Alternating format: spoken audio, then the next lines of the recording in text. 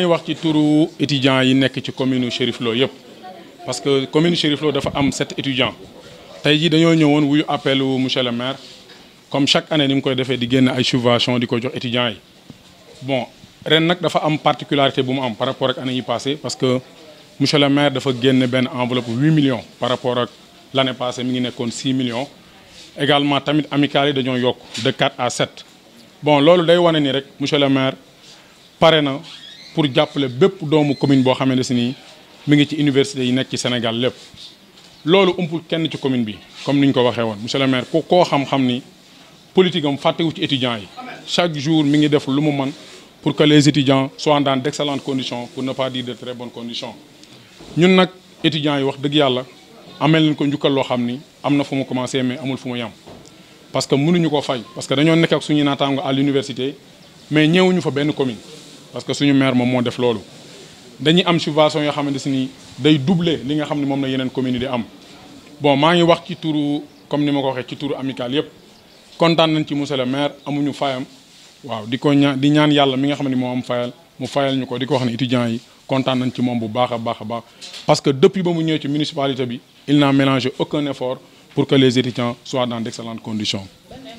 Bon subvention bi impact bi mu am parce que dinañu permettre ñu mën a satisfaire suñu besoin parce que Sénégal ñëpp xam nañ université léegi logement c'est tout un problème parce que il y a des effectifs pléthoriques au niveau des universités donc monsieur le maire bu ñu joxee subvention ñu mën a am logement boo xam ni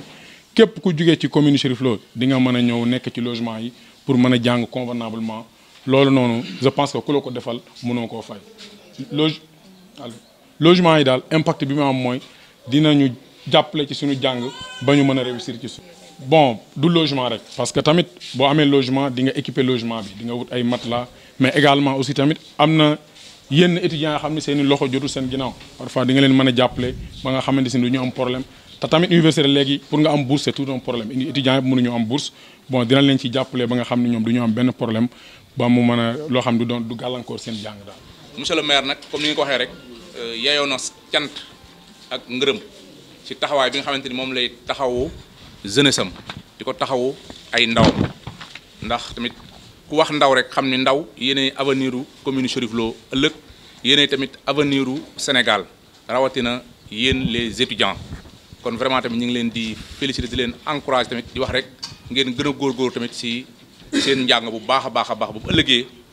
ngeen mën a bokk ci ñi nga xamante ni ëllëg ñooy développer commune Chérif Lo ñoo war a jëmee commune Chérif Lo ca kanam ndax monsieur le maire kat li ko war mi ngi ci li ko war mooy jàppale ay jigéenam jàppale jeunesse am te loolu tamit population boo gis mi bu commune boo jàppalee jigéen ñi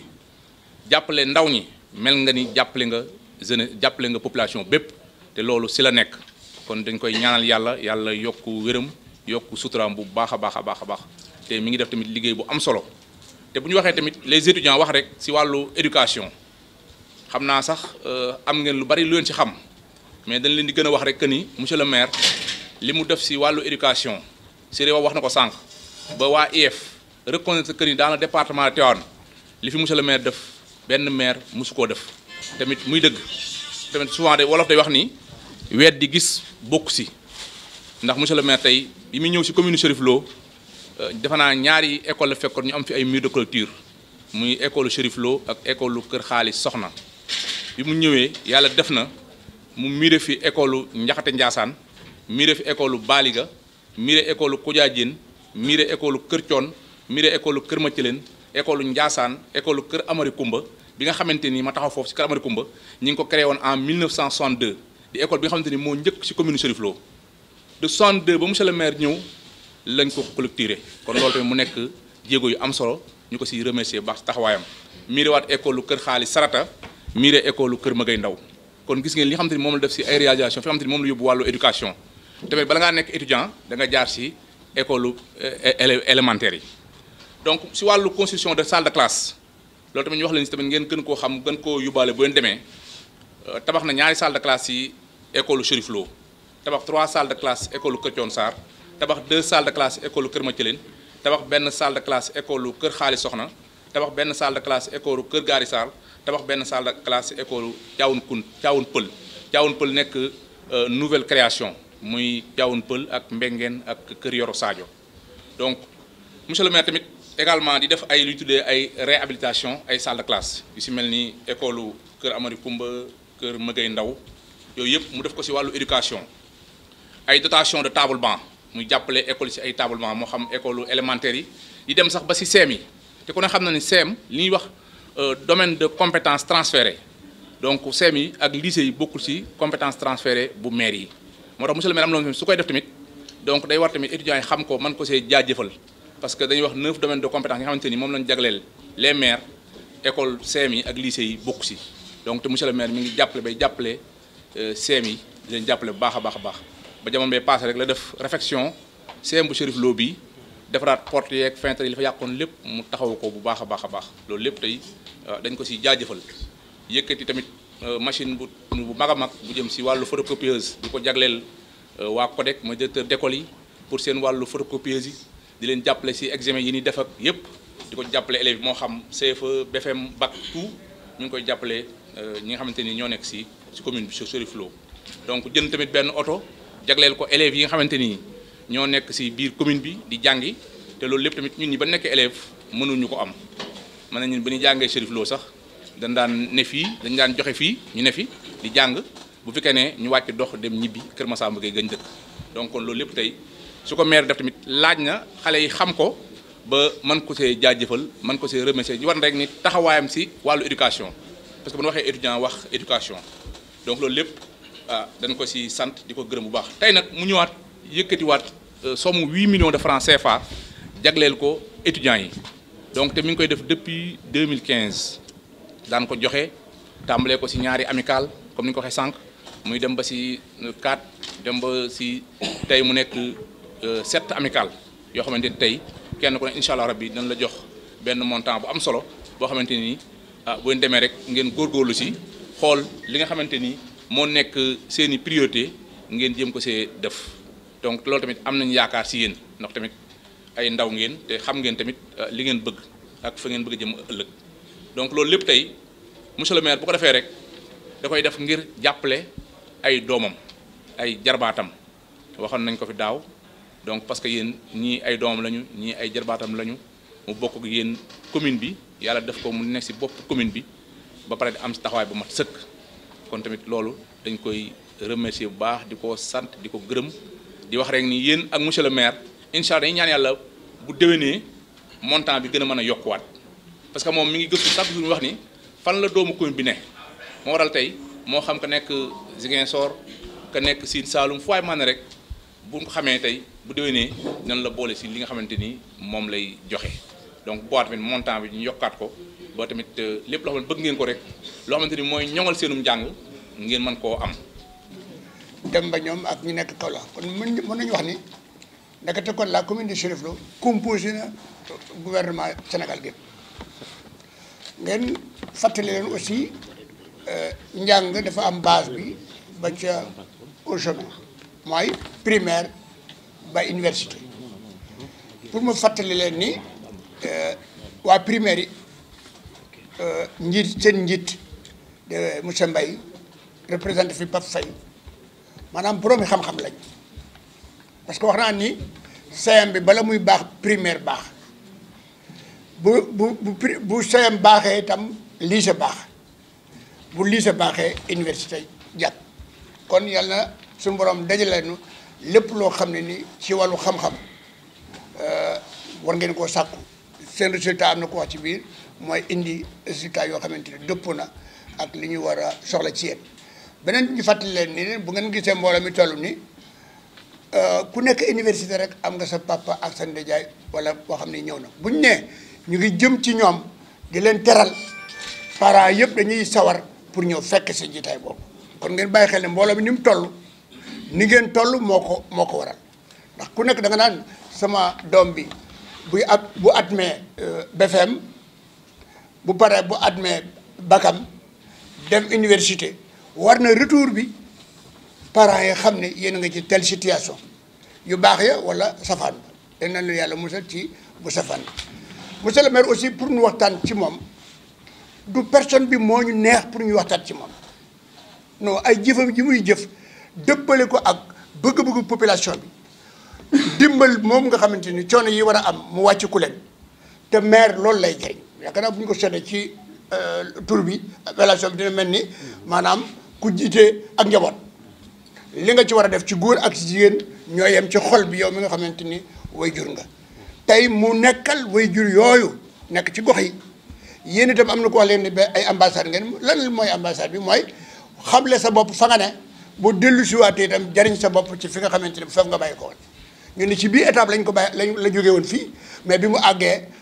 coono bu mën a am li mu indiwaat fii lii mooy ndamam ñu koy wax ci fànn yëpp kon université yi nga représenté yëpp dañu ñaan yàlla ngeen delluwaat fa ci jàmmaat ci waxtu woowu am waaye da ngeen fay dellu si chaque année ci mel noonu am na ko wax sànq aussi ñi monsieur le maire xam nga vision bi mu am mooy tax mu yéeg ay étapes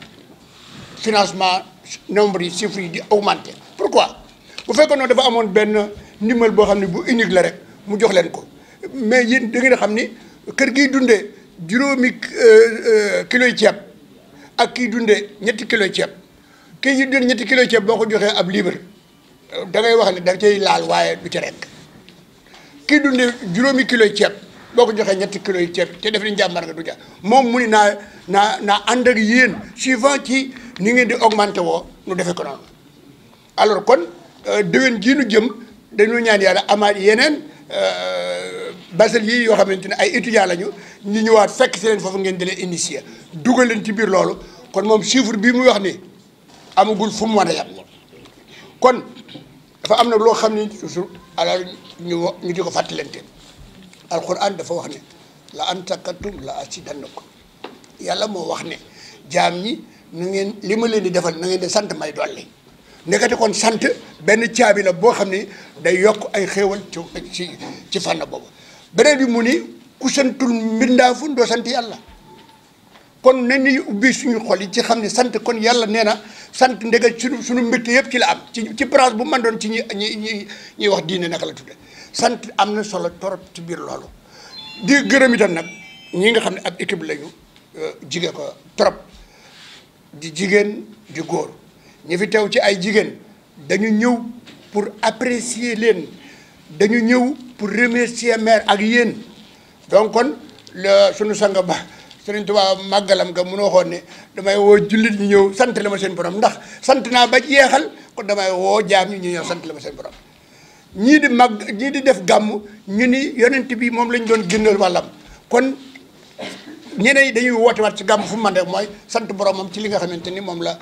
jaam ñi doon féetewoo ci ndigal seen borom kon maa ngi leen di xamal ne ci turu monsieur le maire li ngeen def nii dañuy ñaan suñu borom mu jag dañuy ñaan suñu borom ak wér ba li mu am mu dolli ko ndool leen lu xumb loo xam ne nii fu waay toog di nga ko gis conseil municipal bi tam jàpp ni chaque année dafa am luy xew te su ngeen génnee ci fin bi di ngeen ko bàyyi xel moo di compte administratif day génn de chaque année boo nee jox naa étudiants yi jox naa santé et cetera ci calpe bi nga xam moom la génne loolu dafay revenir waat conseil municipal bi toog ñu ne liñ joxoon étudiants yi ana uy les preuves donc moo tax ngeen bàyyi xel ni décharge yi ngeen di yóbbu yi ngeen war a def ñu jox leen ko ni leen jot nañ ci mais des na leen war na de chaque 3 mois comment dirais-je amicales yi di def ay rapport di dellu siwaat ngir suñu fin d'année bi autorité administrative yi ak autorité financière yi nekk trésor dañuy gis ni liñ dugaloon fi barab kat ñooñu jot nañu ci montant yaa ngi nii seen remerciement boobu mu ngi nii seen rapport yi ñu ci def fa mu leen toll fa te rapport yooyu aussi importance bi mooy difficulté bu dee parce que du mën a ñàkk mën nga am satisfaction en temps de jour mais fin d'année bi ngeen am yeneen yoo xam mu ngi leen di nuyu ci ay difficulté ngeen rapport yi day dimbali l'équipe de la mairie te ñu mën ca jàngat moom itam pour mën a yokkaat yeneen difficulté yu ndaw yi nekk ci biir am na ku ma dégg sànq rek muy waxaale ab sëy la xam naa waxaale li muy naan ci ndox maag karan-karan yooyu donc yooyu yëpp di feeñ ci biir rapport yooyu kon maa ngi leen di xamal ni ñu ngi remercier dans l'ensemble ci ay acteurs yi nga xam ne dañoo nekk ci ginnaaw maire parce que kenn nit mënul dara. mouvement yi Amazone yi dañ koy accompagner ci bu ëllëgee bu ñu demee ci àll mais doos da koy accompagner bu ëllëgee fu maire mënta àgg donc moo tax fu waay mën a nekk mais pourquoi pas bu ëllëgee étudiants yi itam du ñu sàkk benn kuréel boo xam ne ab groupe lay doon de chaque université pour di mën a xam li nga xamante ni moo nekk fi ci base bi te fekk bàyyiwuñ ko fi woon alors kañ lay retourner waat en même temps pour ñu mën a jotaat ci yéen loo xamante ne ay information la te yéen ni ñu leen di dimbale noonu ngeen ñu mën a jàngale te difficulté bu ñu ko waxul borom kenn du ko xam. maa ngi leen di dellu encore di remercier bu baax a baax ñi nga xam ne bu ñu war ak ñoom dara du siiw te lu siiwul kenn du ko xam mooy presse bi da ngeen xam ni bu ko xel yi laajul woon sax ak lan la ñuy tudd ko xolu monsieur le maire mooy presse mooy numéro 1 ci loolu mu soog a formé benn ku yore communication. donc bu ñu nee ci biir commission yi nekk ci biir commune bi sportif mu nga fa communication mu nga fa comment dirais-je développement mu nga fa environnement mu nga fa santé mu nga fa yooyu mooy représenté compétence yi nga xamante ni moo lay transféré ci biir commune bi ñu war ko jëlee nu bokk nun ñëpp ñaan yàlla parce que maire jàppale ko ak ni ko nit ñi déggee ak dimbali suñu bopp la ndax li nu mënul moo koy féete moom li mu mënul nu féete fa te mu ni tey nu teewal ko fii mu nga ci fa mu toog nu ñam bokk ñaar ko yàlla ñun ñëpp mu am wér loolu yërmandeem waaye yal na ko yàlla jox am koom mu bare bari léeg-léeg da ngay diglu nag ngeen di diglu encore yeneen audio yi par exemple ñu ni boo déggan tey ñu ni jox nañu comment dirais-je étudiants yi 8 millions benn adversaire ci ginnaaw ngeen mën a waxee ni quoi maanaam safaanoo nga xëy fekk ko fi dana fu mu jëlee lool mu defee ne kilifa dañ naan daa ñàkk njëriñ li yées ci kilifa mooy kilifa bu ñàkk njëriñ li yées ci kilifa mooy kilifa bu kenn mënut a gis li yées ci kilifa mooy kilifa bu dul rencontré ak njabootam moom nag yàlla dogal na action yooyu yëpp daf ciy joué ndax benn bu ne taxawal na fa kenn te dañuy daje fii ne li ñu wax fii tey bu nga jotee da ciy woote ñu toog ci def waxtaan bi di yokk ak kenn tam yokk cawarte yokk motivation maa ngi leen di xamal ne bu ma tuddee ci tiw ak diw day xaw a bari ay kii mais boppi nit ñi daal ma xamal leen chef de cabinet bi dafa bëgg ak officier état civil dañoo bëgg su ngeen ñëwee ci këyit mu yomb su ngeen ñëwee ak soxla ñu tënk ko rendre ko mu mën a commencé di jëf jël leen benn professeur koo xam ne dinañu mathématicien mu ngi servir fi ci commune Bambal lii arrondissement bi bu fekkoon doon ne ñàkk xam-xam ñàkkoon xam-xam mooy ànd ak moom kon mën a am du ñëw yéen ñi nga xam ne yéen di sàpp yi ay xam-xam nga xam ne ci jamono bu gàtt ngeen bokk ci ñi nga xamante ne lu ñuy laaj ngeen bëgg waaye nag am na ko wax léegi benn étudiant lu am solo la maanaam branche bi ma duggee ci foofa fa ma ne laa fay xam ak keneen ki nga xam yaa ko fi bàyyi mu am branche bu mu mokkal avant muy ñëw avant ngay ñëw yow soo ñëwee kon ci branche yooyu ngeen dajale ko doctorat la wala master la wala lii la wala professeur la moom mi nekk professeur dafa ñëwaat ànd ak ñi nga xam ne nekk ñu ay professeur sama classe bi nga xam ne xamuñu ABC mais nekk naa ci àdduna rek di déglu ak nopp am naa benn xam-xam boo xam ne dégg moo ma ko may wala ma teg ci sama bët kon keneen ku ñëw ci loolu ngay basé wu noo ngi leen a xamal ni monsieur le maire tànnal na tout le monde la main góor ak jigéen mag ak ndaw la jeunesse l'ensemble mooy seen mooy kiyam mooy forum mooy diglu leen déggal leen may leen affiyé du jànni kenn waxtu wu ko soxlaa gis ko li mu am ngeen partagé ko ci xel ak ci doole maa ngi gërëm ñëpp di sant. Première fois ñuy assister ci réunion yu mel nii pour remise de subvention amicale bi nag mu ngi constitué je peux dire 3 universités à savoir l'ISEP de Thiès Université de Thiès et l'université virtuelle. ci loolu ñu ngi remercier monsieur le maire ci initiative bi nga xam ni def na ko parce que bu dul woon initiative bi je peux me dire que ni xamante bi du demee noonu te instant bi nii boo demee université boo mën a dem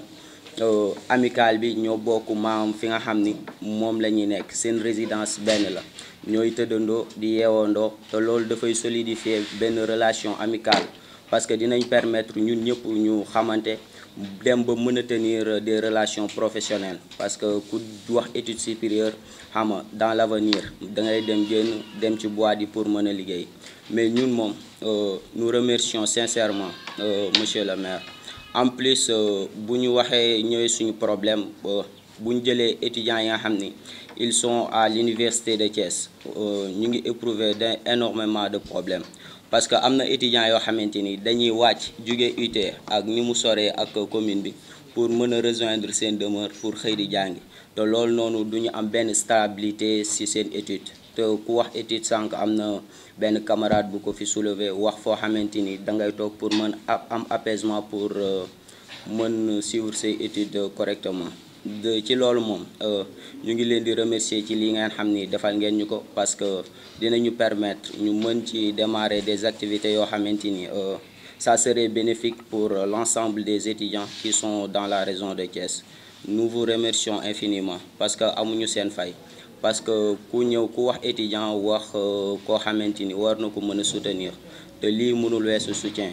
jox la loo xamante ni di nga ci mën entretenir sa quelques activités soutenir ci say étudiants pour ñu nekk dans les meilleures des conditions te ñi ko fi wax ñi yëpp nee nañu partout fi ñu nekk seen université ñoom ils en font partie, ils en sont dans des situations exceptionnelles. Je suis le chargé de communication du maire de la commune de Cherif Lo.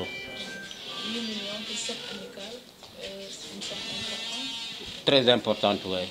Donc, une fois aussi, je dirais, n'est pas coutume, mais le maire de la commune de Cherif Lo, dans sa mission toujours régalienne, de venir en aide à sa population, a une fois encore mis la main à la poche, avec une enveloppe de 8 millions de francs CFA, qui est une somme très consistante pour aider l'ensemble des amicales qui se trouvent dans sa commune, qui sont au nombre de 7. Je pense que c'est un geste salutaire, un geste de haute portée. La presse, vous n'allez pas me démentir. Voilà, une énième fois que le maire de la commune de Cherif Lo vraiment nous montre comment il est attaché à sa population, surtout à la population jeune, qui sont des étudiants à venir vraiment de la commune, à venir de la région, à venir même du Sénégal. Donc, le maire, ayant compris ça très vite, depuis son accession à la magistrature en 2014, il a eu toujours à aider sa population jeune et plus particulièrement les étudiants. Cette année-ci en est encore une année de référence avec une enveloppe de 8 millions. C'est un geste de haute portée. La suite, c'est que lui, il dit que chaque année, son intention, c'est d'augmenter. Vous avez vu l'année dernière, nous étions à 6 millions. Cette année-ci, nous sommes revenus à 8. Donc ça veut dire que c'est un maire qui a des pas en avant et non des pas en arrière. Interrogez les 18 communes du département de Tivaouane, vous ne verrez pas un maire qui a mis, parce que je dis 5 millions pour sa jeunesse. Ça, je peux vous le témoigner. Donc c'est un maire qui est là et qui a une vision très claire et qui est toujours attaché à sa population. Ça, vous pouvez en être certain. Donc, il n'est pas trop satisfait même pour les 8 millions. L'année prochaine, nous essaierons d'élever même l'enveloppe et voir augmenter encore d'autres millions. Ça, nous vous le promettons, tant qu'on est là dans cette commune-là. 6 ans d'appui aux étudiants de la localité, qu'est-ce que vous attendez au retour? C'est que l'étudiant, je l'ai dit tout de suite dans la salle, vous savez que qui investit sur sa jeunesse, investit sur l'avenir. On attend d'eux qu'ils reviennent et qu'ils travaillent une fois à Dakar et qu'ils se resserrent vraiment à savoir qu'est-ce qui les amène là-bas, rien que le savoir. Le maire ayant compris ça, les a accompagnés, ceux qu'ils veulent en route, parce que nous ne sommes pas là éternellement. Demain, c'est eux qui vont venir. Et je pense que ce qu'on est en train de planter aujourd'hui, c'est pour récolter les fruits demain. Je ne dirais pas les fruits pour le maire, mais les fruits pour le Sénégal, les fruits pour la commune de Cherif Lo, les fruits pour leurs parents et leurs propres fruits. C'est ça qu'on est en train de faire. Le maire, ce qu'il est en train de faire, ce n'est pas pour lui. C'est pour vraiment les populations, c'est pour la jeunesse, c'est pour le Sénégal. Et il va, comme je l'ai dit la fois dernière, en vision parfaite avec ce que prône le président de la République, un Sénégal émergent. La violence n'a jamais réglé le Sénégal. Nous en avons témoin nos illustres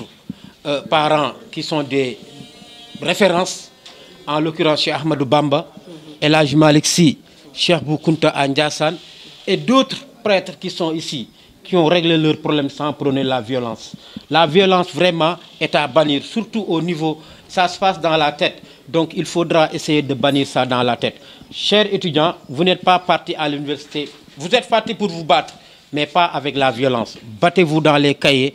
battez-vous dans les idées, battez-vous intellectuellement. C'est ça qu'on attend, c'est ça que le maire attend de vous. Soyez des hommes pacifiques, soyez des femmes pacifiques, battez-vous dans la paix, vraiment, vraiment, et dans